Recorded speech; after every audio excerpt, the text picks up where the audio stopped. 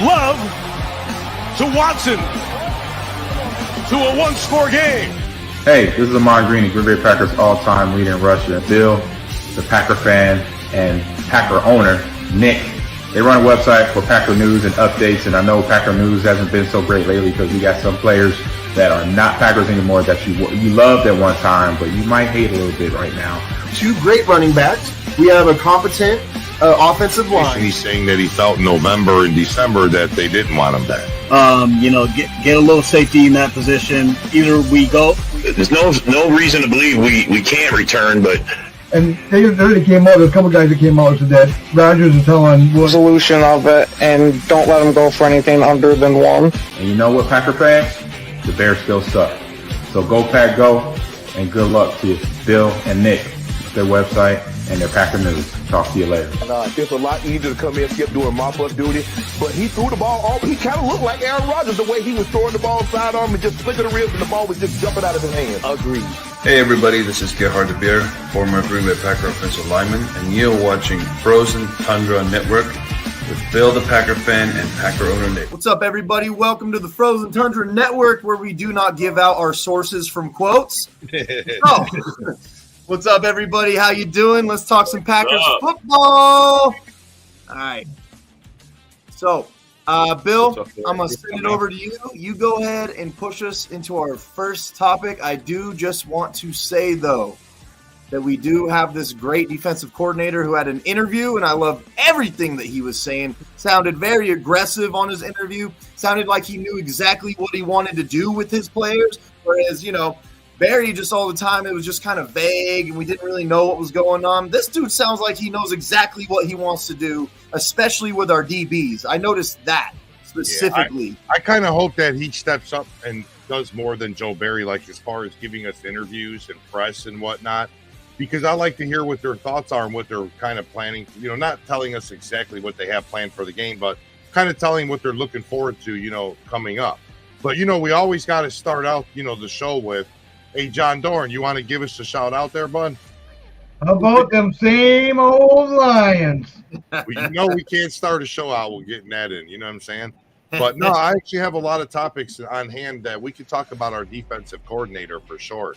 But there's one thing I wanted to talk about that we haven't really touched on since, we've been, since the season ended. Should we draft or bring in any interior offensive linemen? Like, is the lack of depth on the O-line, is that an issue? You want to start it out, Ken? Let's hear what you got to say, bud. I'd absolutely love to bring in more interior linemen through the draft, but I want them to be more later round picks because I personally like where our offensive line is. But I don't think we got to spend any real freaking capital here because it's commonplace in Green Bay to no matter where these guys are coming from, they end up turning out studs. Okay, what do you think about it, Robert? What's your thoughts? Yeah, no, we always draft our offensive linemen late in the later rounds. We've been lucky. I mean, that's just what we do. I think we touched base on it the last show. Nick brought it up, saying that we grow. We just grow offensive linemen here, and it's natural. So I mean, that's how I don't think we need to focus. We got other needs, and new defensive coordinator. He needs to get stacked up so we can have a contending defense. So we're good on O-line. So what's your thoughts, Thor? What are you thinking about this? I think we'll go to the draft and get last year we didn't draft any O-lines. And I think this year we're going to draft at least 3 of them. I think we're going to get 2 in the upper part, probably around second and third, fourth round. We'll get 2 in that, and then the later round we'll get 1. Our middle Myers, he's up and down. And then we got Newman, and I don't know. Rashad Walker and Zach Tom sure solidified their spots on left and right tackle. Well, that's why I bring up the question. What happens when Bakhtiari comes back?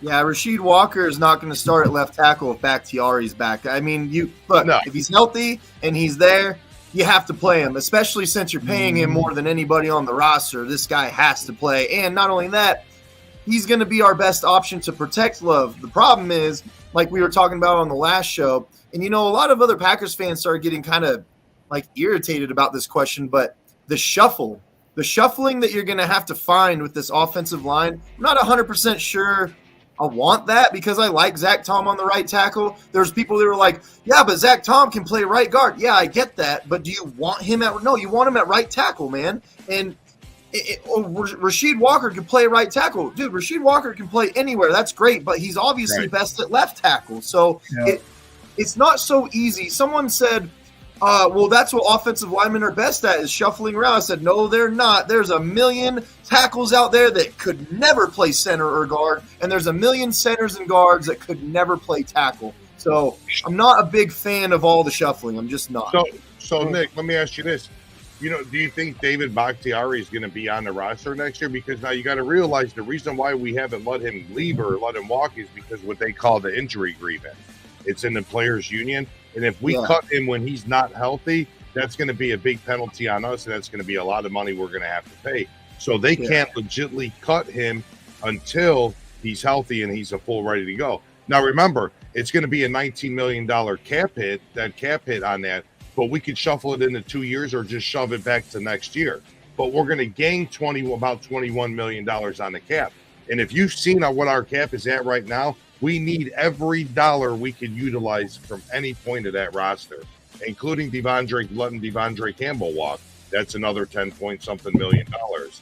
So that's the reason why I say unless Bakhtiari isn't healthy until like preseason, if he's not healthy and then he's healthy, then he might be a Packer. But if it's any time before preseason, he's getting cut. There was another draft pick that we got 2 years ago that got hurt during preseason, or I think it was the preseason. He's an offensive lineman, and he's be coming back this year. What's his name? I don't know. I can't think off his hand. I know that's happened before where we've lost guys for a season and they just stepped away and then come back. You just drafted him and all of a sudden, boom, and he got hurt. Right. I do think that Bakhtiari will be back, and I don't say this in a way. I'm not saying unfortunately, as in like I don't want him there.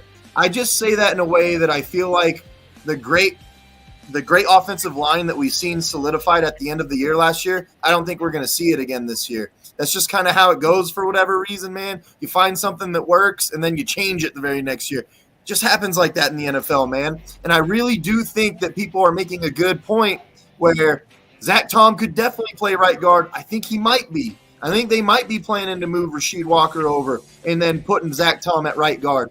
And I think that we're going to keep Myers. And I fear that Runyon's not coming back, man. I could see it, man. The writing's on the wall for me on that one. Well, it clearly was on the wall for him because he wouldn't have been crying about it and making a post about it.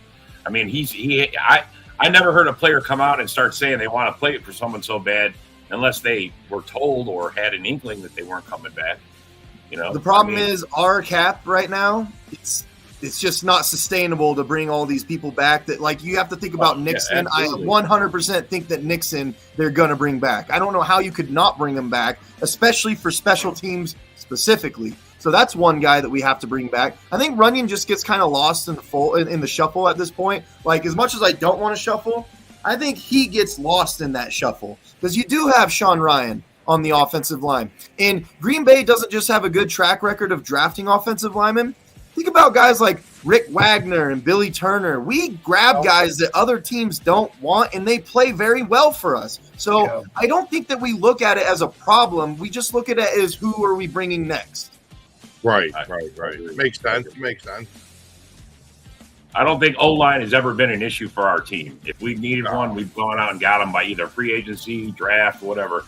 I don't think it's really ever been who's the biggest bust in our history? Tony Mandridge. The guy I was talking about is that Jones. That's the thing what Green Bay's known for, developing and finding the talent for receivers, O-linemen, and obviously now quarterbacks, because this will hopefully be 3 in a row. So I've always personally thought that the biggest bust that we ever drafted was Ahmad Carroll. And I'm not saying – so Mandridge would be the biggest bust for Green Bay, but not in general because he actually played years after that and he was serviceable. Ahmad Carroll was supposed to be the fastest – the most gifted cornerback anyone ever seen, and he was absolutely horrible from day one to the end of his career. Right. Makes sense. So let's go ahead then. Here's a great topic, bouncing right off of this. Should the Packers draft offensive line help in the first round? Now, remember, this is in the first round. Very, very specific. We'll go ahead and start with Mr. Shake His Head right here. Go for it. That's eyebrows. I'm absolutely a no for this, man. I like our the way we draft defense. There's a lot. We need help on defense. This is the best chance for us to get a quality player that's going to last. I mean, no O-lineman. We don't need to. We never – I can't even remember. Like I said, Tony Manders, and he was a bust. And we haven't done it since. There's no need for it. No need for it. What about what's his name? We did draft an offensive lineman in the first round. Yeah, Sherrod, and he was an absolute bust too. So Derek Sherrod, terrible. He was awful. We'll talk about it then, Ken. What do you think about the? I mean, look, first round really could go either way at this point. I know there's a lot of mocks that have offensive tackle going to us. And there's a lot of Packer fans that really want an offensive tackle just because of the possibility of losing Bakhtiari. But to me, with how deep this corner safety is in the very beginning, I think that's where we got to go. And with watching Hafley's press conference there, how he was talking about how he wants a safety that can clean everything up, I got a feeling we're going for one of these super flight guys, like taking Cooper DeJean and putting him out there like Nick Collins. Well, especially when Hafley's out here on his press conference talking about, I want to put my cornerbacks in the best position. Why don't we move them up? He's literally talking about, let's move them up and get physical. What that means is a lot of man, a lot of bump and run. If you have two high safeties, dude, they need to be able to run with these guys. If our corners get burnt, or they need to be able to understand that the underneath route, you could jump it when you can, or just make the tackle. There's so much that goes into it. Plus, they're closer to the line on the run, man. You got more guys on the run having them 10 yards closer to the line of scrimmage. And that's exactly why Jared Alexander is loving this new defensive coordinator, because he likes to play physical. He wants to get in your head. Look what he did to CeeDee Lamb. Remember him shoving him in the back? Yeah. He totally punked that dude the whole game. He had him beat in his mind before they started playing. You know what I mean? That's the type of defense I want to see. Hell yeah. All game. Going all game. No fucking prevent shit. What do you think, Dorn? Yeah. I don't know, man. I don't know. He's not wearing 23 today. He's not wearing 23. No, I got 10 on today, man. He's my guy today. But I think we go defense. We'll definitely go defense. I mean, we're going to take a corner. We're going to take a safety. But I don't think maybe a cover linebacker. We could get a pass rusher. You can never have no pass rushers, man. We could get a guy like Nick Green and Gold. We could. I do want to highlight real quick one thing that persuades me, because look, there's actually some good offensive linemen in this draft. This draft and last draft, there's some good ones. But something that persuades me to not go that route, Rasheed Walker, who played great at left tackle. He's a 7th round draft pick 2 years ago. Right. 7th round, man. Yeah. What was Bakhtiari, 5th round or something like that? He took care of the best pass rushers in the league, too, at the end of the season. I think Myers was a 2nd round. Yep. So look, the way that we're finding these guys, and like I said, like guys like Rick Wagner and Billy Turner, if you need to find a serviceable guy that other teams are like, I'm not so sure about this guy, bring him to us and we'll make sure that he plays well. We still got that Big Jones, too. That Big Jones dude. And you know what else I think helps us alleviate this problem as well? Like, we don't have to worry about offensive line as much, is because we're running a lot of 2 tight end sets, and we have 2 capable tight ends to help on our blocking schemes. So I just think backs too. First round, in my opinion, it has to be defense. It absolutely has to be, in my opinion. I don't see any other way around it. I agree, Nick. I'm agreed. So since I was talking about our dual tight end sets, which is starting to look like maybe guys like DeGuara may not be there anymore. You know, we got Sims and guys like, I'm just saying, Luke Musgrave or Tucker Kraft for top tight end. Now, this could be your right now evaluation, or this could be who you see being our guy just for the long haul, man. Because look, Luke Musgrave, for all we know, he'll get hurt again. You know, as much as that sucks to say, for all we know, Tucker Kraft maybe has too much cement in his shoes. You know what I mean? Like, it just, whatever it is that you guys see in these guys. And I'll start with you, Bill. What do you think about these guys? I like Tucker Kraft, to be truthful, which I like his physicality. If he can keep his feet on the ground and not get his balls crushed every fucking pass, he'll be all right. He just got to get past that point. I remember the last game where I watched, the post-game press conference inside the locker room, and he got the game ball just for keeping his damn feet on the ground. You know what I mean? If he does that, we're on to something, man. I mean, do you guys think that we could possibly go running back 2 slots in a row in the draft? Like we did with the tight ends? You think that's possible? Oh, I could see it, especially if it's the 3rd and 4th round, something like that. I can see the safeties. I can see doing that to the safeties. I can see us double dipping at both, honestly, with the amount of draft capital that we have. So, Kat, who do you like, Kraft or this one's a massively hard question, just because of how much I like Kraft's intensity. But I do think, say, if we're talking about as a receiving tight end, I think Musgrave's going to be the better receiving tight end. But I could honestly see Kraft as being the best tight end overall. I think we're running into the old Patriots offense with Gronkowski and Hernandez, where you just got 2 giant playmakers at tight end that you're going to feed. So we seem to get that question a lot on this show, the Brock Bowers question. Yeah. And as much as I would love to, and that's one of those situations where you draft the best player available, right? Like, that's the only way I could see it happening, is if Brock Bowers dropped in our lap in the 2nd round, for example. I don't know how you say no to that, because he's like one of the second round to steal. Yes. Dude, he's one of the most talented prospects I've ever seen at tight end. Like, he is gifted, but I don't see a world where we draft someone to come in and somehow try to mix up with Kraft and Musgrave. I just don't see it. You got Sims there too yet. Yeah, exactly. And Sims played very well every time he was in the game. Every opportunity he got, he took advantage of it. Damn good blocker. As far as the running back position goes, what Bill was asking, I do think, I truly think that, because in these mocks that I've been looking at, every time I go look at new mocks, Estime just drops further and further and further. If he's there in the 3rd round, I think Green Bay gets him. I think it's like a guarantee that we grab that dude.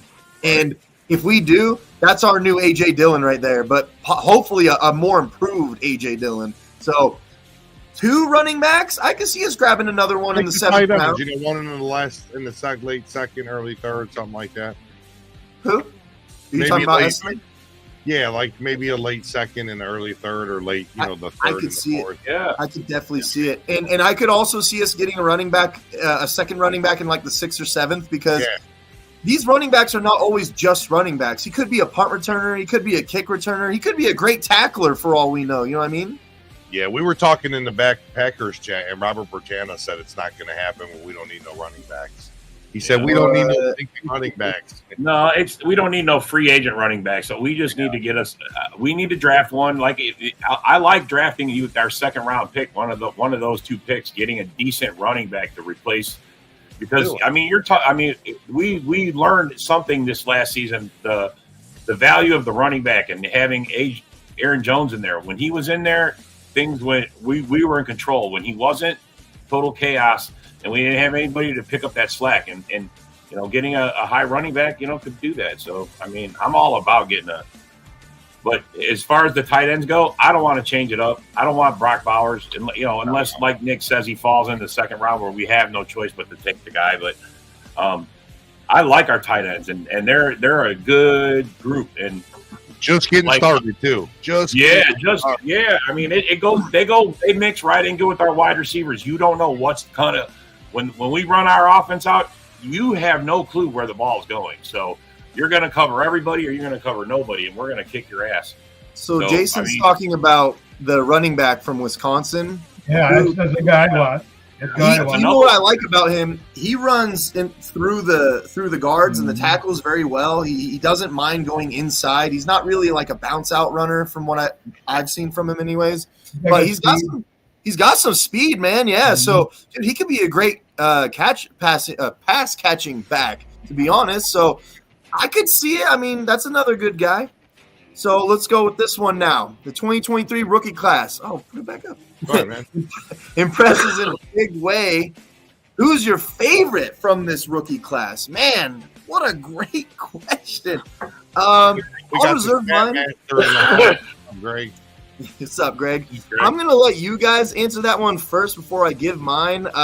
So I'll start with John Dorn, man, from this last rookie class. Who's your favorite, man? Van Ness. Got to be Van Ness. Van Ness. Why? I think he's going to have a big jump this year. I think he's going to be in the new defense. He's going to he's going to be better than Rashawn Gary? He's going to be better than Rashawn Gary, I think. Rashawn Gary, I'm disappointed in him. I'm sorry to say, man. I'm kind of disappointed in him. I don't know. He came back from a pretty heinous injury, and he started getting it going, and at the second half of the year, he got hurt a little bit again, and he kept playing. And I don't know. I'll give him the benefit of the doubt. What I will say, though, is if this year I see similar signs, I'll start to worry then. You know what I mean? But I'll give him this year and see what happens. But all right, Rob, who's your favorite from this draft class then? He said that his was Van Ness, and he said Van Ness will be better than Rashawn Gary. Well, I mean, I think that's a possibility as far as talking about the defense side, but I mean, my pick is I'm gonna go with Reed, man. That I love that guy. Love it. I'm not. When you say about our offense, when you say about our offense, you can't stop our fucking offense, bro. That guy, you always yell it though. You can't stop this fucking offense, bro. That's better. That's what I want to hear. Offense. You talking about offense? What? Yeah, we got a killer offense. Hey, when we're clicking, it's great, and that's where these two tight ends. I mean, they're part of that. The toughness of Kraft and just the hands of Musgrave. I mean, both of them can pull the weight. So, I mean, I'm sorry, man. We're in a great position, and look out for us in 24, man. Yeah. What about you, Ken? Who's your favorite from this draft class? Let me hear it. Yeah, I'm gonna go. I would have gone with Reed, but I am gonna go with Tucker Kraft because of his mentality. I think it's a beautiful change to see in Green Bay. We have seen a lot of these finesse guys, and Kraft. It seems to me more like a throwback type of player that he just wants to break you. And I hope that that's infectious and spreads to the rest of the team. Brute force. All right. Bill, who's your favorite? I'm going to, even though he's already been said, I'm going to say Jaden Reed. Just because I like how he replaced Randall Cobb with his presence on the field. He's that other slot threat.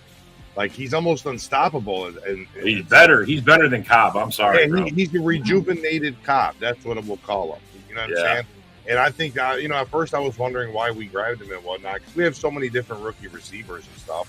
Why get someone so high up? But I understand why now. I see what's I'm going to say this right here and right now. I think he can be better than St. Brown. But what do you think? I agree, John. What do you serious? I'm dead. He's going to be a way better possession receiver. What do you think about the Lions as a whole, though? Oh, they're the same old Lions. All right. Who's gold? That's on there, bud. We got to make I want to say something about the tight ends. I never got to say anything about that. Go for it. Go ahead. To me, they're like thunder and lightning. You know what I'm saying? I like our tight end group. They got Sims right there. I'm sure we might get someone else, or we got that Davis too. So we got to keep him for special teams, and he's a good blocker. So we're set at tight ends. I think so. Yeah. And then you're talking about running backs. We dip in. No, rookies. Well, okay. Well, what about bringing back Dylan? You guys are all pretty much slamming the door on him. Well, it's the matter of how much money is he going to want. Now, if he were a cheap deal, which is very possible because he's a Door County kind of guy and he likes it down here, so there's a possibility he could take a pay cut and stay. But is he still got to draft one? We'll get to the free agents here in a minute. I'm just going to go ahead and real quick say that my favorite and this happened on Thanksgiving. The moment this happened, he was my favorite rookie that we had. The guy that looked straight in Amon-Ra St. Brown's face and said, "Not today, motherfucker, not today." Carrington Valentine. The second he did that, call me what you will, I was smitten. You be All right? real petty, bro. Let me talk. Our long-term solution corner. Dude, this guy is not only – he's tall for a corner, he's athletic, he's slender. I like the way he moves. He jumps the ball. He stays with his receiver, and he is aggressive, possibly more aggressive than Jair Alexander, man. He just don't give a shit. He just wants to play. And the second he did that and we were whipping the Lions' ass, I'll never forget that. I'll always like Carrington Valentine because of that. So that was my favorite, man. And you know what? Let's be honest. As much as we needed tight ends, I thought Love played well enough that if we didn't have those tight ends, we still probably would have played at least decently well. We needed a corner, man. If we don't have Valentine, I'm pretty sure we sink hardcore this year because we needed not just Valentine, we needed Valentine. We even needed Nixon. It was that bad. We needed a hope and a prayer. But this way, if they did, okay, they got rid of, they traded what's the name away during the season, so they had that confidence in Valentine. Otherwise, they wouldn't have traded him. Oh, Russell Douglas, yeah. Russell got rid of Douglas. Like, who are we going with? Yeah. They had confidence. Right, we're at our half hour. Let's take a little advertisement break, and we'll get to our next topic. So, of course, you're watching the Frozen Tundra Network. Like and share our page on Facebook and Instagram. And, of course, we got Bill, the Packer fan, who's always been here with us. And now we have Packers News 24/7 for all of your Packers news, highlights, and updates. One of our newest pages, PackerBacker News. They have a morning show every Monday, Tuesday, Wednesday, Thursday, and Friday at 10 a.m. Central Time. Go check them out. And as everybody knows, we have the Frozen Tundra Network podcast on the Northeast Streaming Sports Channel that is live every Saturday and Monday, 5 p.m. Central Time. Nice. Nice. Make sure you come wherever you're watching this from, whatever platform you're watching this from, hit that subscribe button. And don't forget, come find us on Roku for short. Yeah. So, let's start getting into things that John Dorn wanted to get into. And this ties into it. Do I need to cue up the Homer clips? Who would you like to see the Packers grab in free agency? And this could also tie into our own free agents, right? Who do you want to bring back? Who do you want to grab? And I'm hoping that Watson can get healthy and fix his hamstring problems because it's starting to sound more and more like he may not, he's running out of chances to prove that he should be in Green Bay. So I just really hope that he can figure this out, man. But free agents, let's go ahead. Since you were the one that brought it up, John, why don't you tell us? Obviously, you want to bring back A.J. Dillon. Yeah, actually, I won't mind A.J. Dillon just because he knows it. But one thing about it, I won't mind fresh either. You know what I mean?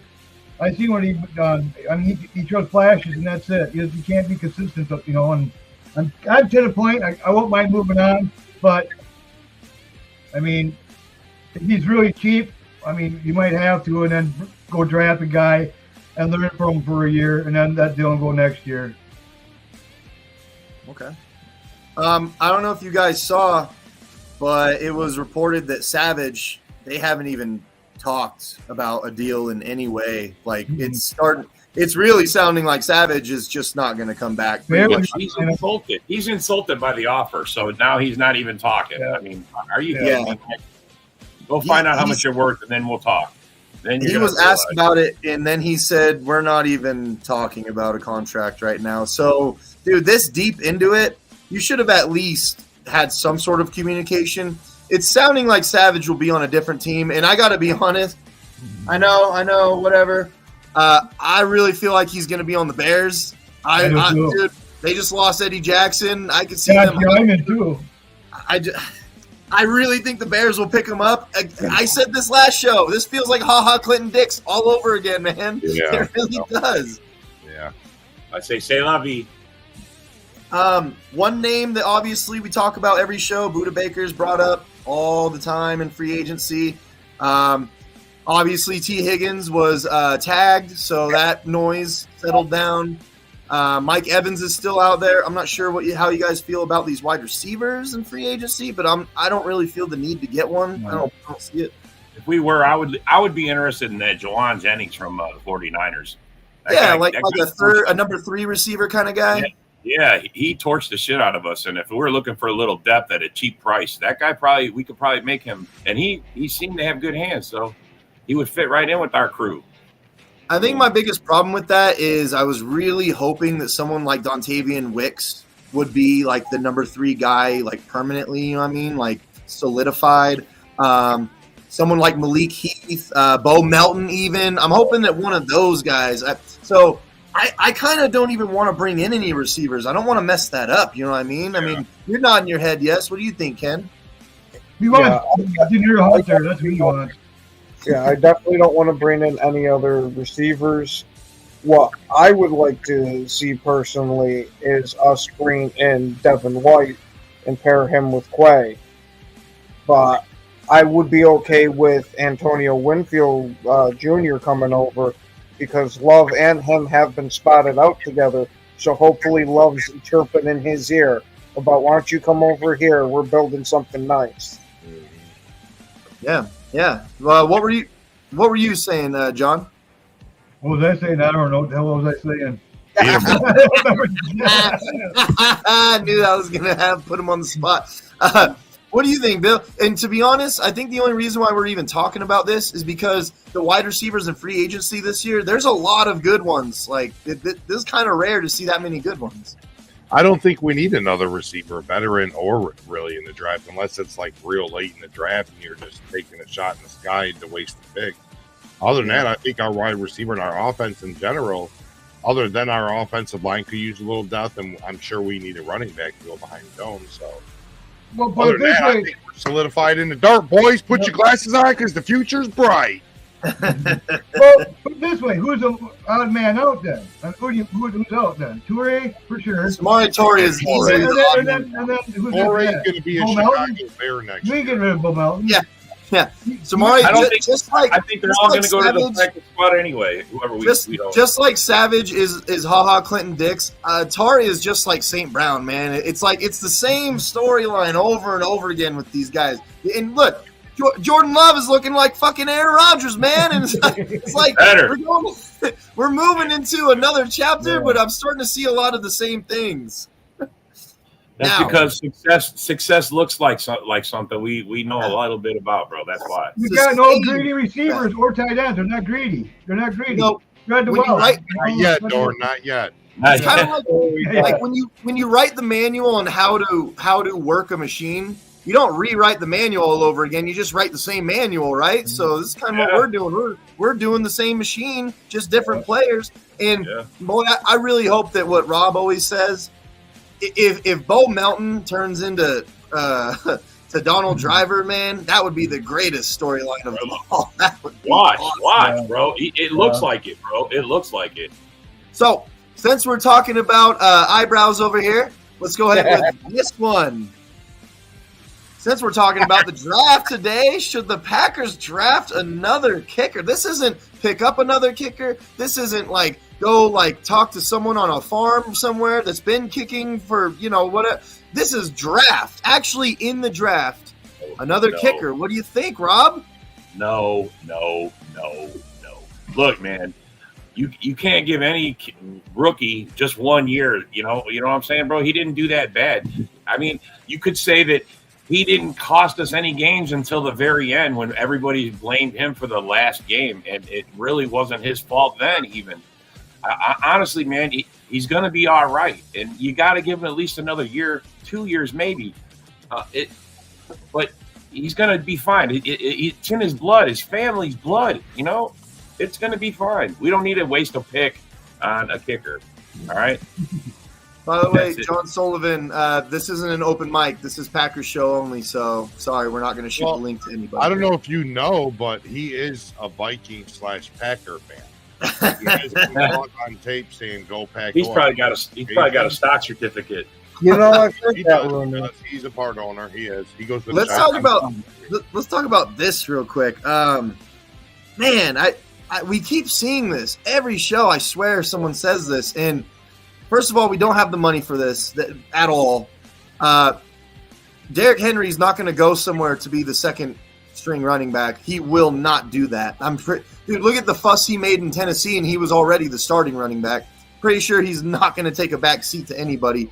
And third of all, I'm not so sure I want Henry, because if we put Henry in the offense, that's less touches that Jones gets, because you're going to have to feed Henry. You're going to have to give him the ball. And I want Jones to have the ball more so than I'd want Henry to have the ball. So I don't like this overall. I mean, in an alternate universe, it sounds wonderful, right? Like, this sounds great. I agree. This would be cool. It's not realistic. The Bears. I mean, what do you think, Bill? When you see stuff like this, what do you think? Sign King Henry. I mean, I like it. I mean, believe me, I'm always the guy that's like, why doesn't Green Bay do that? Like, why don't they grab this guy? Why don't they grab that guy? I kind of like the idea, but I don't like paying out of my ass for it. You know what I'm saying? If he comes cheap, yeah, I'm down with that. Let's take him. You know what I mean? But other than that, no, I'm not about paying out of our ass. I'm about draft, building through the draft. Joe wants to get me back. What's up? Joe wants to get me back. Give me revenge. Exactly though, Bill. Your best friend knows you that well, Nick. It's like, look, if we sign Henry, you're going to have to sign him to a 5-year humongous contract, and let's say 3 years at least, right? 3 years at minimum. That means that you're moving on from Aaron Jones then, because you can't hold both of them, right? Like, it's just, I don't see any way that would actually work out. And like, see, don't want Henry, I'm good. It's not that I don't want Henry, it's that it doesn't make sense for us. It just doesn't make sense for us.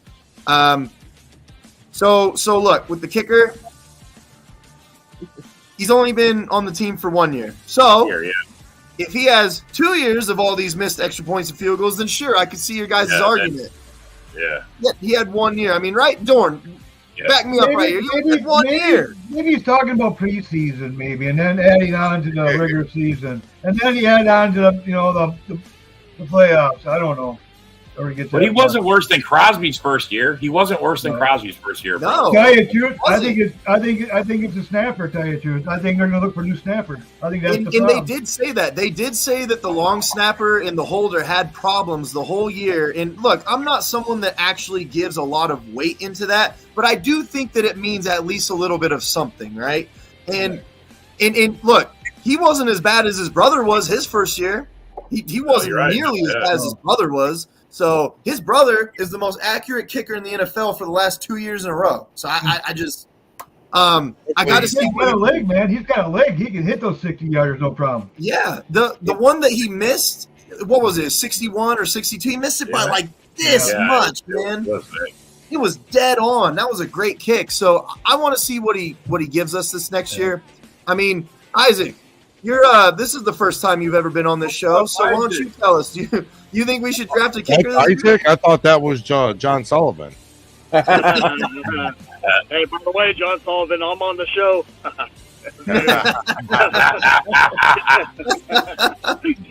What's going on? Membership has its privileges. Hey, according to Robert Bertania, we should draft another kicker. First round? In the first round? No. In the first round? No, I wouldn't mind bringing in a kicker for a competition. We did though. We did already. Yep. Yeah, if it's, I agree with that.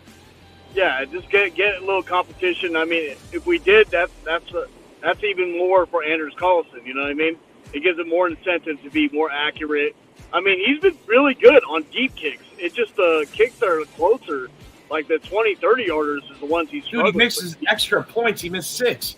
But you know what? 6 extra points. You know what, though? The small amount that I was talking about, where I'll give this small amount of weight to the holder and the long snapper, I do think with those extremely short kicks, that could be more detrimental than those long ones, to be honest. Like, if you kick it slightly to the left on a short kick, then it goes way left because you're trying to aim it. When you're kicking the ball deep, you're just punching the shit out of it as hard as you can, right?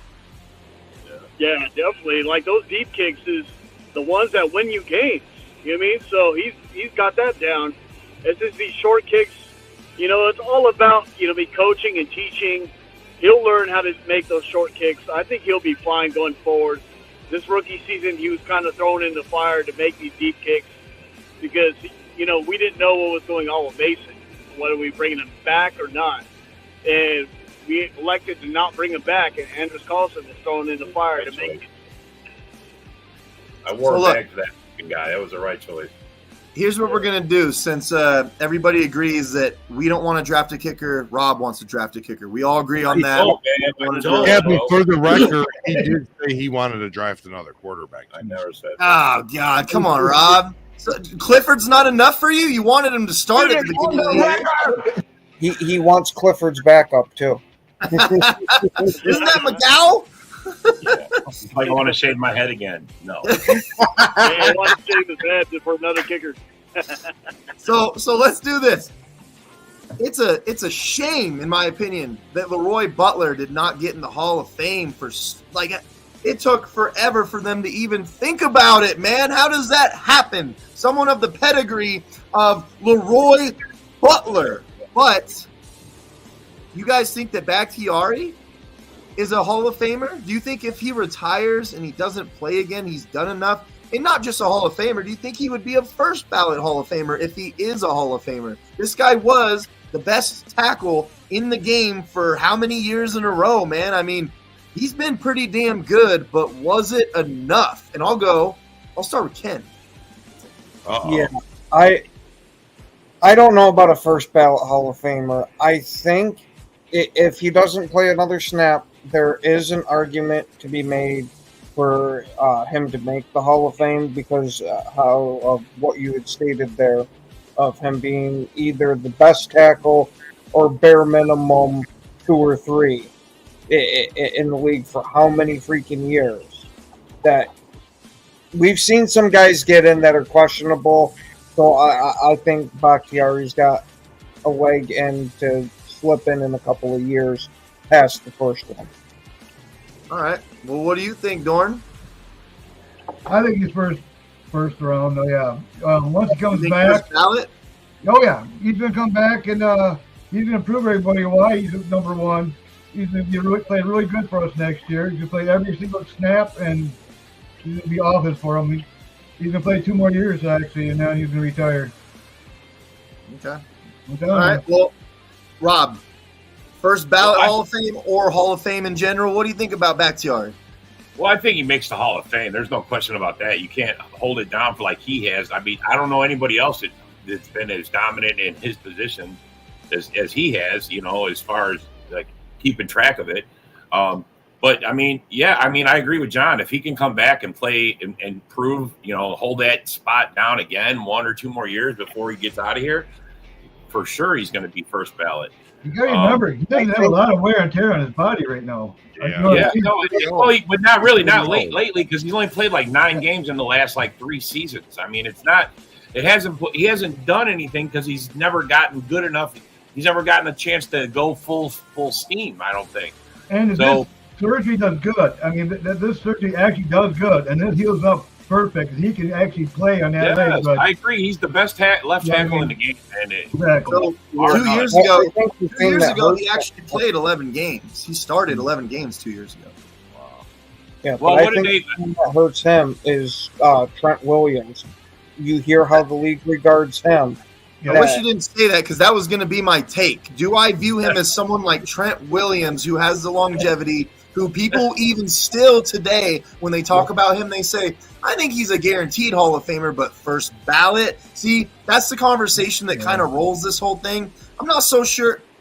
I'm not even so sure I'm ready to say that Bakhtiari is a guaranteed Hall of Famer in general right now. Okay, say what happened. Okay, say we go to the Super Bowl next year. We win the Super Bowl. And he's on our team, and is he? Oh, absolutely. Okay. Absolutely, Hall of Famer. All right. But the problem is right now, because of what has happened in these recent seasons, I'm feeling like the longevity argument is starting to lose its, its substance at this point because we're starting to remember him as an injured, doesn't want to play kind of guy right now. Injured, throwing, fucking washed up, fucking gut. He's had 8 seasons where he played. Is it enough? I mean, he was the best in the league, I believe, for like 4 of those. I have a hard time saying he's a guaranteed Hall of Famer. If he makes it, I wouldn't be shocked. But if he didn't, I wouldn't be mad, if that makes sense. You know, like I could see the argument both ways. What do you think, Isaac? Yeah, I think this Dorn likes the way he chugs beer. That's what it Yeah. By the way, unbutton one of those. Jeez, you're choking yourself. You see the button stressing too? It looks like it's about to pop. As much as I like Bakhtiari, you know what I mean, it's going to be hard for him to get in the Hall. I mean, there's so many players that come, you know what I mean, that have, just like I've mentioned in previous shows, and Ken in the morning as well, these writers are subjective. They look about everything, and they're very opinionated about things. And the thing is, you have to really impress, you know, these writers for them to get you in. So it's going to be tough to Bakhtiari to get in, but I think maybe eventually he does get in because of the numbers. That's a good point that Joe had up there. Put his comment back up there. Well, Ken, why don't you continue, because I cut you off. Why don't you continue with what you were saying about Trent Williams? That was my whole take about the Hall of Fame part with Bakhtiari was Trent Williams. Yeah, I think what is going to hurt Bakhtiari, because we have no idea when the hell Trent Williams is going to end up retiring, because he still sounds like he wants to play another year or two. Yeah, I think he's 35, right? I believe he's 35. Yeah, I don't remember exactly, but yeah, he's somewhere in his mid-30s. That this is if it comes down to both of them, man. Yeah, I wish it would be Bakhtiari, but from all the years that we've heard about the Silverback being the number one, I think that's the one guy that could edge him out. See, Joe really wants revenge on me for these morning shows. Morning show bleeding back in. So look, let's move on to something else. We all agree that Bakhtiari's like on the borderline, right? About Hall of Fame. I don't think that anybody thinks he's first ballot. Like I could never see that with him right now because of what happened. How often do you even see these linemen really get that much press in the Hall of Fame anyways? Like, it's just kind of rare. And I don't think that Bakhtiari was the rarity, the exception. I think Trent Williams was the only guy that I can think of that may have gotten that. But we used to have a really great leader at quarterback, man, and things started to fall apart his last year. He lost his last game to the Lions, and we didn't make the playoffs. Jordan Love made sure to break that immediately. It didn't even turn into a multiple-year thing. Jordan Love cut that right away. Beat the Bears, went to the playoffs, won a playoff game, another great leader. And you know what? It's possible that one great leader learned from another great leader. And this kind of ties into it right here. Did you guys hear that Rodgers and Love have been staying in contact this whole time? They talk to each other. Apparently, they really like each other. Don't be like me and throw a pick on your first pass in the playoffs, okay?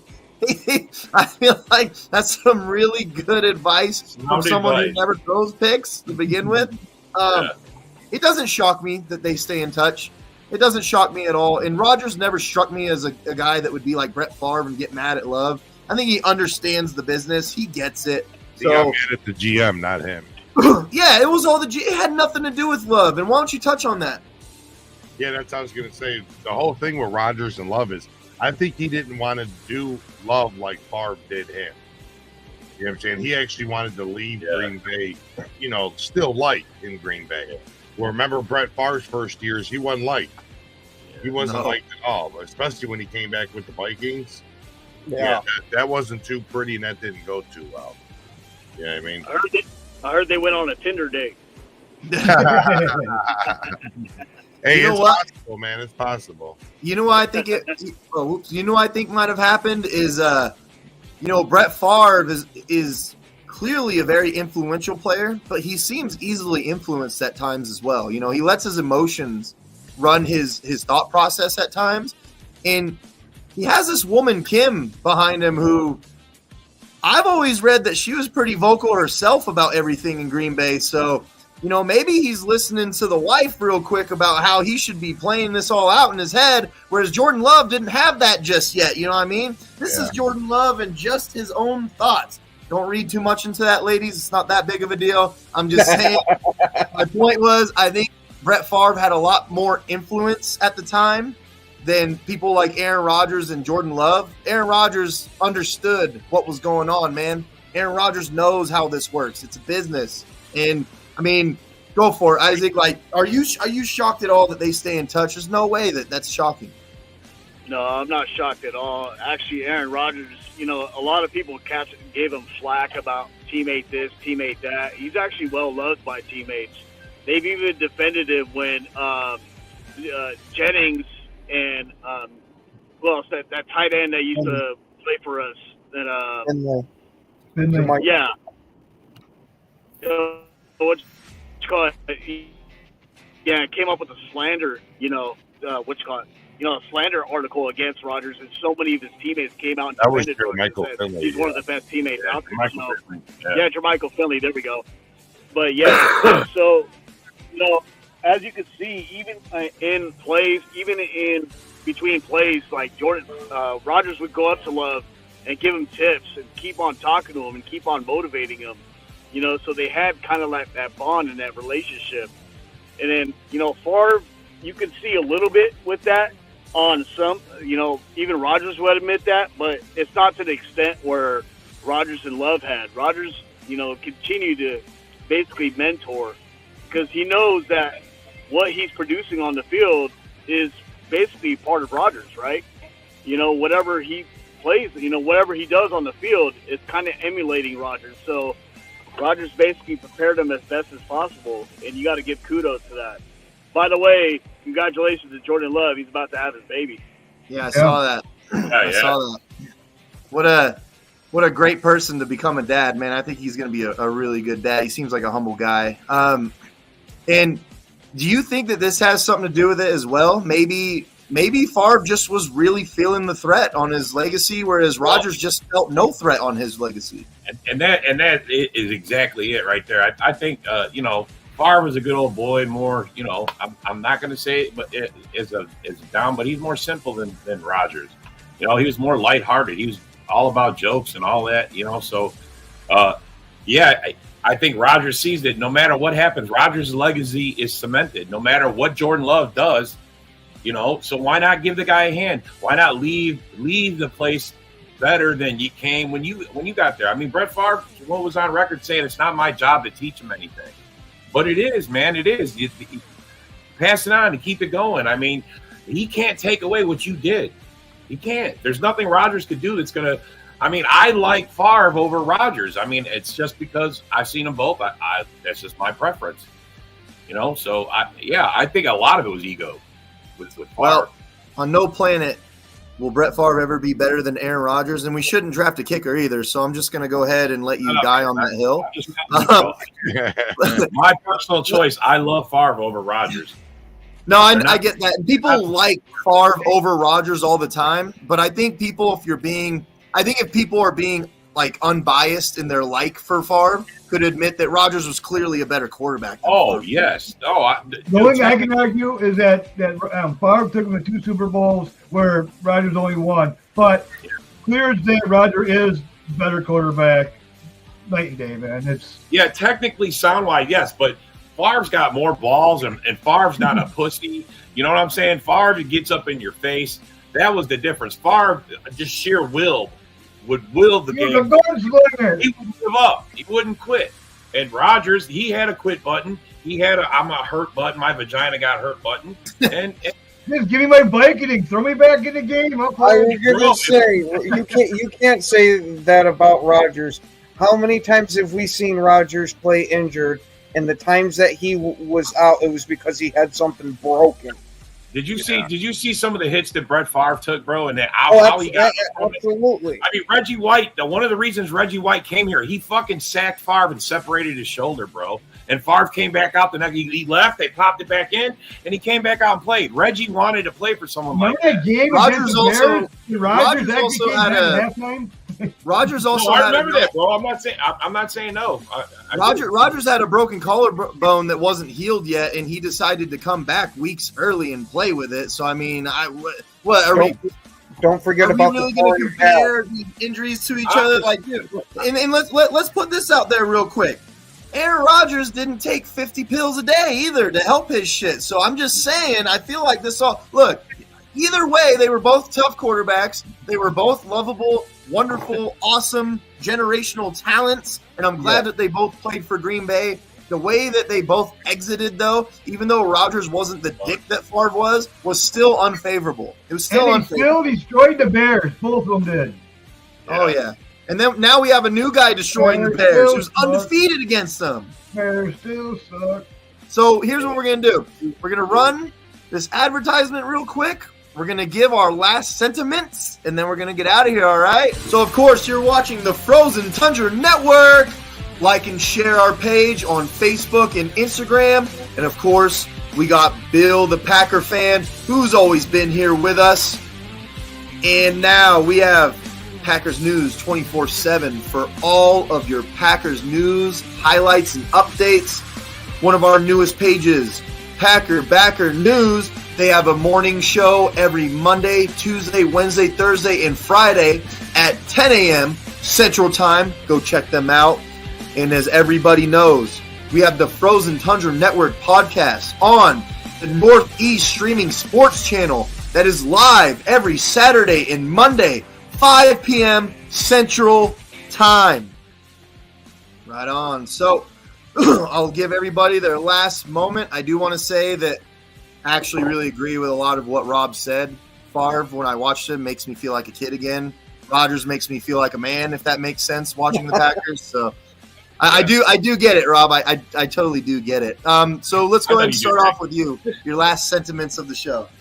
Hey, man, it's going to be a great offseason. I'm looking forward to the combine starting next week. We'll have a lot more to talk about, folks. Trust me. And go Pack Go. All right, go Pack Go. Let's go with you, Ken.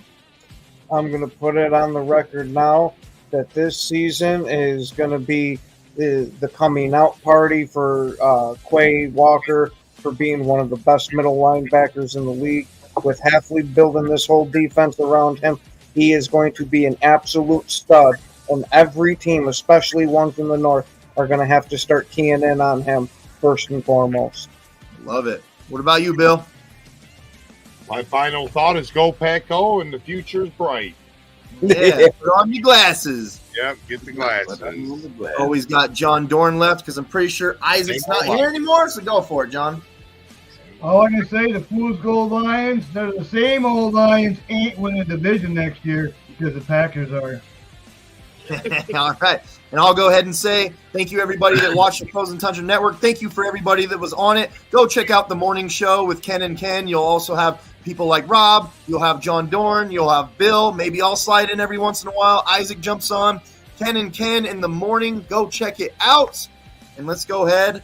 I'm going to run the intro, and we'll get out of here, all right? Go Pack Go. Good. Go Pack. Pressure, two inside backers come down the sideline. Romeo Dobbs, a touchdown. Hang on. Love to Watson to a one-score game. Hey, this is Ahman Green, Green Bay Packers all-time leader in Russia. Bill, the Packer fan, and Packer owner, Nick. They run a website for Packer news and updates, and I know Packer news hasn't been so great lately because we got some players that are not Packers anymore that you loved at one time, but you might hate a little bit right now. Two great running backs. We have a competent offensive line. He's saying that he felt in November and December that they didn't want him back. Get a little safety in that position. Either we go. There's no reason to believe we can't return, but. And they came out. There's a couple guys that came out and said that Rodgers is telling what Solution of it, and don't let them go for anything under than one. And you know what, Packer fans? The Bears still suck. So go Pack Go, and good luck to Bill and Nick, their website, and their Packer news. Talk to you later. It's a lot easier to come in and skip doing mop-up duty, but he threw the ball he kind of looked like Aaron Rodgers the way he was throwing the ball sidearm and just flicking the ribs, and the ball was just jumping out of his hand. Agreed. Hey everybody, this is Gerhard de Beer, former Green Bay Packer offensive lineman, and you're watching